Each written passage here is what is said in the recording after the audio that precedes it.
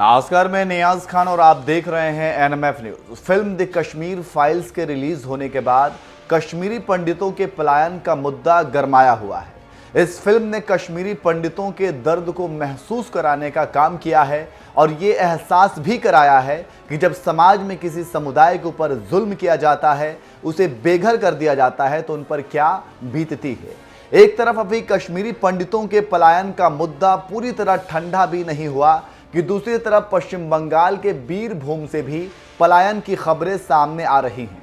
कहा जा रहा है कि पश्चिम बंगाल के बीरभूम में हिंसा के बाद इस इलाके से लोगों का पलायन शुरू हो गया है।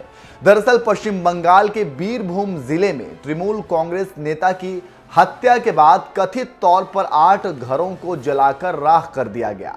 ऐसा कहा जा रहा है कि कुछ लोगों ने अपने नेता की हत्या का बदला लेने के लिए मकानों को जलाया है। जले हुए मकान से जो शव बरामद हुए हैं उसमें विरोधाभास भी देखने को मिल रहा है। दमकल अधिकारियों का कहना है कि आग पर काबू पाने में 10 लोगों के शव मिले हैं। वहीं पुलिस ये कह रही है कि 7 लोगों के शव ही बरामद किए गए थे। गंभीर रूप से झुलसे हुए 3 लोगों को निकाला गया है, जिनमें से एक की अस्पताल में मौत हो गई थी। उधर इस पूरे मामले में सीएम ममता बनर्जी ने जांच के लिए एसआईटी गठित कर दी है। इस मामले में अब तक 11 लोगों को गिरफ्तार किया गया है। वहीं इस मामले के सामने आने के बाद बीजेपी और लेफ्ट पार्टियों ने राज्य सरकार पर इस मामले को दबाने की कोशिश करने का आरोप भी लगाया है। इस मामले की गंभीरता को देखते हुए पश्चिम बंगाल के बीजेपी सांसदों ने नई दिल्ली में गृह मंत्री अमित शाह से मुलाकात कर इस पर तरजीह देने और कार्रवाई करने की मांग की है।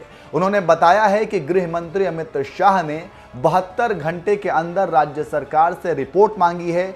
गृह मंत्रालय ने जॉइंट सेक्रेटरी स्तर के अधिकारी को घटनास्थल का जायजा लेने के लिए बीरभूम भेजने का भी फैसला किया है। वहीं हमेशा ममता सरकार के खिलाफ बोलने वाले बंगाल के गवर्नर जगदीप धनखड़ ने भी हिंसा पर कहा है कि यह इस बात का संकेत है कि राज्य हिंसा और अराजकता की संस्कृति की गिरफ्त में है। यह घटना राज्य में बिगड़ती कानून व्यवस्था का संकेत है। आगे क्या कुछ उन्होंने कहा, आप खुद सुन लीजिए। Considerably pained and disturbed at the horrifying barbarity at Rampur Haat that, according to the DGP, has already claimed 8 lives.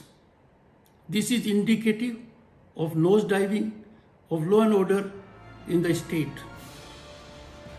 इसके अलावा राज्यपाल धनखड़ ने आगे कहा कि इस पूरे मामले को प्रोफेशनली डील करने के लिए राज्य पुलिस को उन्होंने आदेश दिया है।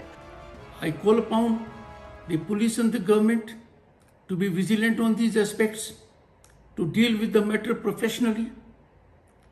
I have called upon the Chief Secretary to send me an urgent update on the incident.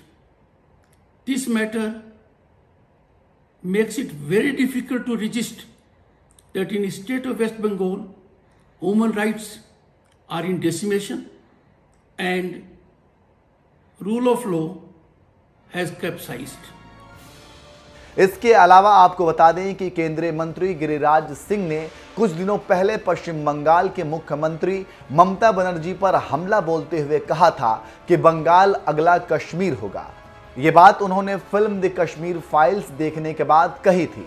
उन्होंने ये भी कहा था कि इस फिल्म को गांव की चौपाल तक दिखाना चाहिए।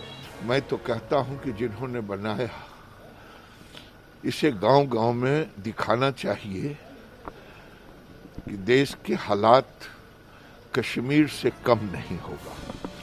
तो इस तरह से द कश्मीर फाइल्स फिल्म में कश्मीरी पंडितों के पलायन का दर्द जिस तरह से दिखाया गया है, उसके बाद पश्चिम बंगाल के बीरभूम इलाके से भी पलायन का मुद्दा गरमा गया है। बीरभूम इलाके से पलायन को आप कैसे देखते हैं और आपका इस मुद्दे पर क्या कहना है, कमेंट करके जरूर बताएं।